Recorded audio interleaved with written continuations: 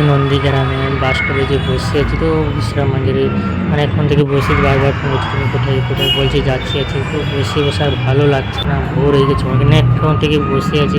মনে আসছে মনে দেখি ওখানে দুটো ওখানে দাঁড়িয়ে আছে মোটর সাইকেলে, তো এখন মোটর সাইকেলে চেপে গেছি, সন্ধ্যা হয়ে গেছে। ওর আস্তে আস্তে লাইট দিয়ে দিচ্ছে, কেন সরস্বতী পুজো বাজার, তার জন্য লাইট দিয়ে দিয়েছে। কটার সময় সামনে পুজো হচ্ছে মনে হয়, তার জন্য লাইট দিয়ে দিয়েছে। এখানে সবসময় ভিড় থাকে, আমিও ভিডিও করছি, দেখছো। হাই দেখছি, কারণ দেখো সবাই মিলে দেখছি, ভিডিও বানাচ্ছি, হাই দেখছি, আমিও হাসছি তাদের সঙ্গে। কী করবো, হাসার কারণ হচ্ছে তো ভিডিও বানাচ্ছি মোটর সাইকেলে বসে বসে, আমিও হেসে দিলাম।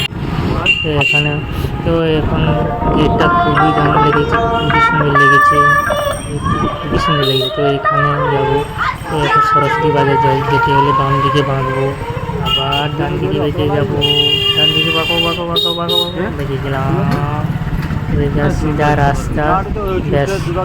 তো এখানে সবসময় ভিড়ভাড়টা থাকে এই রাস্তাতে। তো আমি ভিতর দিয়ে আসার কারণ হচ্ছে আমাদের সব কিছু দেখাতে পারবো নিয়ে এসেছি, আর বাইরে বাইরে গেলে পুরো ফাঁকা, তোমার দেখাতে পারবো না তোমাদের। এদিকে চলো সব কিছু দেখতে পাবো, সব কিছু দেখাতে পারবো তোমাদের।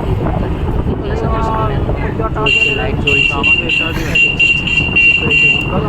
কেমন, সত্যিকারের পুজো হচ্ছে, দুপাশে লাইট দিয়ে দিয়েছে, খুবই সুন্দর হয়েছে। আর এই পাশে পুজো হচ্ছে সরস্বতী ঠাকুর,